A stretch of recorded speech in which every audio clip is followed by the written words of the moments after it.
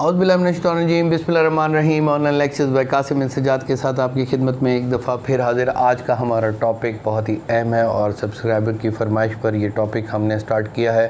وہ ٹاپک یہ ہے کہ حد براری یا ڈیمارکیشن یا نشاندہی کی اپلیکیشن کہاں پر اور کس وقت کس کو دی جا سکتی ہے۔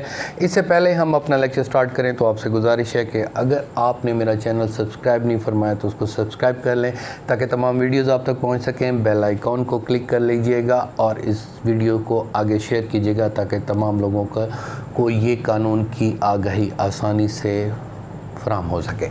تو جناب، نشاندہی، حد براری یا ڈیمارکیشن کی پروویژن لینڈ ریونیو ایکٹ میں موجود ہے اور آپ اس کی اپلیکیشن دے سکتے ہیں۔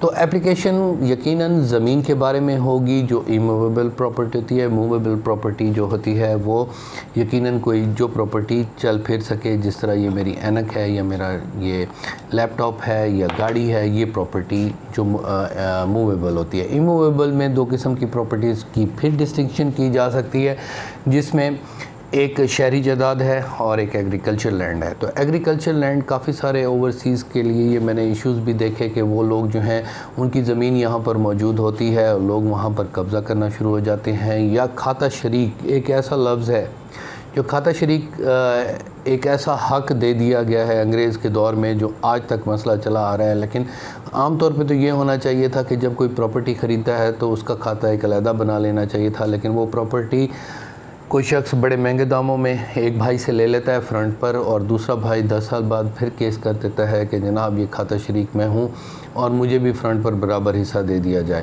تو پھر یہ پرابلم بھی کریٹ ہوتا ہے۔ تو اس پر خاص طور پر سپریم کورٹ سے یہ اتھارٹی اب یقیناً آ گئی ہے کہ اگر کھاتہ شریک میں یہ مقصد نہیں ہے کہ آپ فوری طور پر آگے جانا شروع کر دیں، کیونکہ اگر ایک ہی خاندان سے اگر لیا ہے تو یقیناً جو پوزیشن جو رکھتا ہے اس کا پوزیشن پہلے دیکھا جائے گا۔ اگر اس کی پراپرٹی اپنے قبضے سے زیادہ ہے تو وہ یقیناً پھر وہ حاصل کر سکتا ہے۔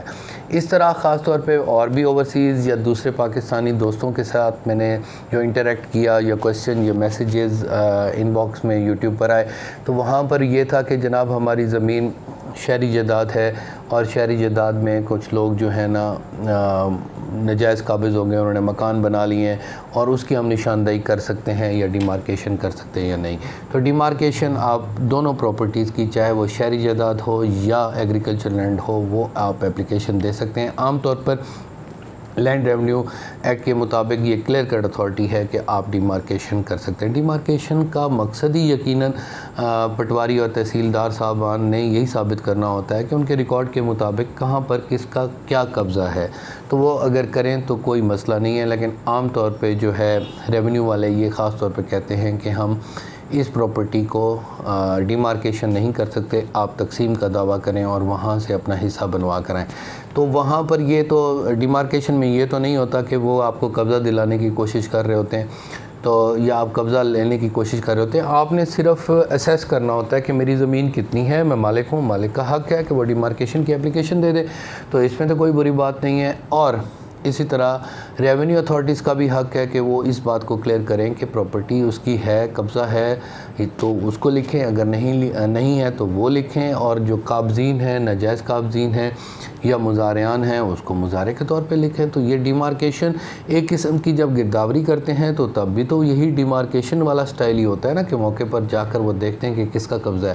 تو this is not the question that they can not demarcate any property without any reason. تو خاص طور پہ ان کو یہ پراپرٹی خاص طور پہ کلیئر کرنا ہوتا ہے۔ تو اس کے لیے کون سی اتھارٹی ہے جو ڈیمارکیشن کر سکتی ہے اور آپ نے اپلیکیشن کس کو دینی ہے؟ یہ بہت بڑی اہم بات ہے کہ تحصیلدار صاحب نے ہی ڈیمارکیشن کرنی ہے اور وہ آگے تفویض کر سکتے ہیں اپنے کسی قانون گو صاحب کو۔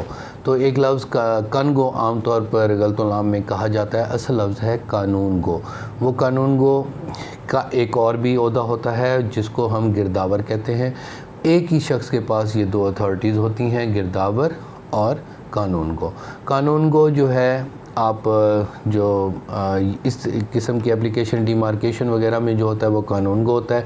خاص طور پہ جو گرداور ہوتا ہے وہ سال میں 2 دفعہ پراپرٹی جو موجود ہوتی ہے اس کی گرداوری، خسرہ گرداوری جس کو ہم کہتے ہیں، وہاں پر جا کر سال میں 2 دفعہ گرداوری کر کے قبضہ لکھتا ہوتا ہے. اور اسی طرح انتقال میں بھی اگر آپ خانہ کیفیت رائٹ کارنر، میرے لیفٹ کارنر پر، آپ کے رائٹ کارنر پر جو انتقال کا خانہ کیفیت لکھا ہوتا ہے وہاں پر پٹواری رپٹ کرتا ہے کہ یہ شخص میرے پاس آیا، یہ خرید رہا ہے، تو نیچے وہ گرداور کا لفظ لکھا ہوتا ہے کہ وہ تصدیق کرتا ہے کہ اس پر قبضہ بھی آگے ٹرانسفر کر دیا گیا، جو عام طور پہ نہیں ہوتا.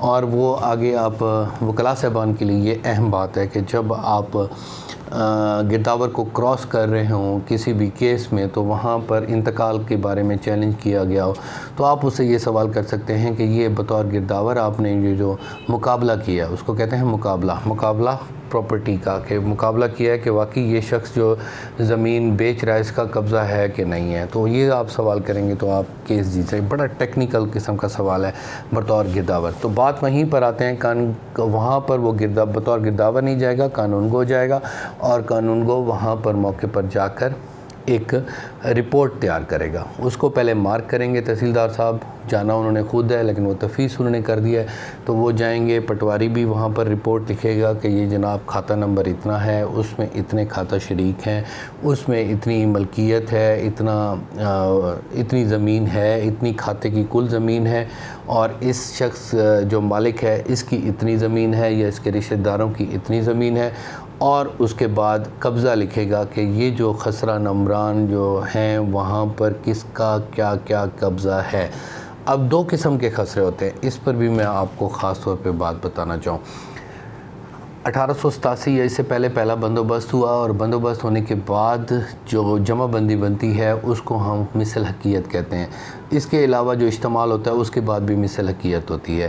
تو مثل حقیقت جو ہوتی ہے وہ بہت اہم ہوتی ہے، اور بڑی ہی ٹیکنیکل بات یہ آپ کو بتاؤں کہ مثل حقیقت جب بن جاتی ہے تو پھر پہلے بھی میں نے لیکچر دیا تھا کہ آپ ADCR کو کسی اپلیکیشن دے سکتے ہیں کہ جناب اس کا ریکارڈ درست کی ریکارڈ کی اپلیکیشن، لیکن کسی ریکارڈ کی اگر مثل حقیقت بندوبست یا استعمال ہو جائے تو وہ بہت مشکل ہو جاتا ہے، اور ریونیو اتھارٹی کے پاس بڑا بہانہ ہوتا ہے کہ ایویڈنس اب انوالو ہے، کیونکہ وہ بڑے تھورو پروسیس کے بعد استعمال ہوتا ہے، اور اس کی وجہ سے وہ پھر مثل حقیقت بننے کے بعد ایسا نہیں کر سکتے.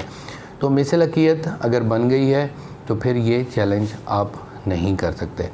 تو بات اسی طرف لے کر آتے ہیں کہ قانون گو وہاں پر کیا کرے گا. قانون گو اس کی رپورٹ تیار کرے گا، پٹواری بھی اپنی رپورٹ لکھے گا، اور اس کے بعد قانون گو اس کو آگے انڈورس کرے گا. اسی رپورٹ، یہ نہیں کہ صرف فارورڈ کر دے، اس نے بھی کہنا ہے کہ میں موقع پر آیا ہوں، اور موقع پر آنے کے بعد پٹواری نے بھی یہ لکھنا ہے کہ موقع پر کس کا قبضہ ہے. آپ مثال کے طور پر آپ نے کہا کہ میری 10 کنال زمین ہے لیکن میرے پاس 4 کنال کا قبضہ ہے، 6 کنال ناجائز قابضین کا قبضہ ہے. تو یہاں پر دو قسم کی باتیں ہوں گی کہ قابضین کس قسم کے لوگ ہیں، کیا وہ کھاتہ شریک ہیں یا ناجائز قابضین ہیں. تو پٹواری لکھے گا کہ یہ کھاتہ شریک، اس کی اتنی زمین ہے اور اس کی بھی 10 کنال ہے، 10 کنال کے علاوہ وہ تقریباً 16 کنال پر قابض ہے، یا 15 کنال پر قابض ہے. تو 5 کنال اس کا مزید قبضہ ہے. وہ نقشہ بنائے گا اور ایک فرد تفاوت بنائے گا کہ اتنا تفاوت ہو چکا ہے. یہاں پر ایک اور بات بھی آپ نشاندہی، ایک اور قسم کی بھی بات ہوتی ہے کہ عام طور پہ یہ جو سڑکیں بنتی ہیں پہلے سنگل روڈ ہوتے ہیں، پھر ڈبل روڈ بن جاتے ہیں. تو ڈبل روڈ جب بنتے ہیں تو وہ پھر کیا کرتے ہیں کہ پہلے ایک ہی خسرہ جو ہوتا ہے، ایک ہی خسرہ پہلے ہوا کرتا تھا. تو جو سڑک ہو اس کا ایک ہی خسرہ ہوتا ہے، چاہے استعمال میں بنے یا بعد میں بنے یا ایکوائر کیا جائے تو اس کا ایک ہی خسرہ ہوتا ہے. تو وہ خسرہ کہیں اور موجود ہوتا ہے اور اصل میں سڑک کہیں اور بن جاتی ہے. تو یہ پرابلم بھی ہم نے دیکھا.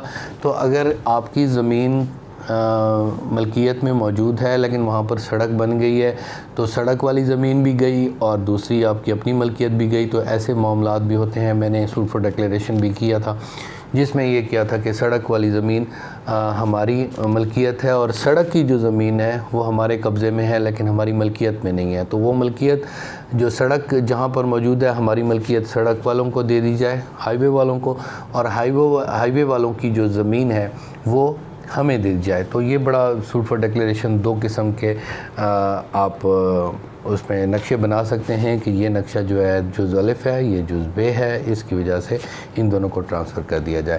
تو اس میں فرد تفاوت بھی بن سکتا ہے. فرد تفاوت وہ آپ کے پاس ایویڈنس ہوگا، اور سڑک جو ہے کی ملکیت جو آپ کے پاس آپ کی ملکیت میں سڑک ہے تو وہ سڑک محکمہ ہائی وے والوں کو وہ ملکیت ان کی سڑک پر آ جائے گی، اور آپ اگر فرنٹ پر ہیں تو آپ کی وہ جو قیمتی جائیداد ہے جس پر آپ قابض بھی ہیں لیکن آپ کی ملکیت نہیں ہے، تو اس طریقے سے آپ کرا سکتے ہیں، یا باہمی انداز سے بھی اگر ہائی وے والے اس بات کو مان جائیں۔ تو فرق تفاوت کی طرف آتے ہیں کہ یہ لیکچر تقریباً میرا خیال ہے 4-5 لیکچرز ایک ساتھ مکس ہو گئے ہیں، تو اس وجہ سے اس لیکچر کو بہت ضرور سنیے گا، اور ریونیو کے بارے میں اور سول سوٹس کے بارے میں کلیکٹیولی ساری باتیں ہو رہی ہیں۔ میں چاہتا ہوں کہ جو بھی میرے اندر جو نالج ہے یا جو بھی مجھے علم ہے وہ میں آپ کو بتاتا چلوں، تو اس طرح فرق تفاوت بنے گا، اور فرق تفاوت بننے کے بعد کنگو نے کچھ نہیں کرنا، کنگو صاحب نے اس کو آگے تحصیلدار صاحب کو فارورڈ کرنا ہے، تحصیلدار صاحب اس کو انڈورس کر کے اے سی صاحب کو جمع کرا دیں گے، اے سی صاحب کے بعد وہ جمع ہو جائے گی، پھر آپ اس کے بعد ایکشن لے سکتے ہیں۔ آپ کے پاس اس کے بعد کیا ریمیڈیز ہے وہ بھی ایک کمپلیٹ ایک لیکچر دوں گا، اس میں آپ نے بے دخلی کر سکتے ہیں، اگر وہاں پر مزارعہ ہے آپ کا تو وہ مزارعے سے بے دخلی کی جا سکتی ہے، ناجائز قابض ہے تو تب بھی بے دخلی کے ساتھ ورنٹ دخل حاصل کیا جا سکتا ہے، یا آپ تقسیم کرا کر اس کا اپنا علیحدہ ونڈا بھی بنا سکتے ہیں۔ تو یہ ایک بیسک ایویڈنس ہے، اگر آپ سول سوٹ کر رہے ہیں تو اس کے لیے آپ حد براری نشاندہی آرام سے کرا سکتے ہیں، اور آپ کا اس میں بہت ہی فائدہ ہوگا۔ تو this is all things about حد براری ڈیمارکیشن اینڈ نشاندہی۔ اگر آپ کو یہ ویڈیو میری پسند آئی ہو تو اس کو ضرور لائک کیجیے گا، اور میرے لیے دعا فرمائیے گا۔ اللہ تعالیٰ آپ کا حامی ناصر ہو۔ Thank you very much. اللہ حافظ۔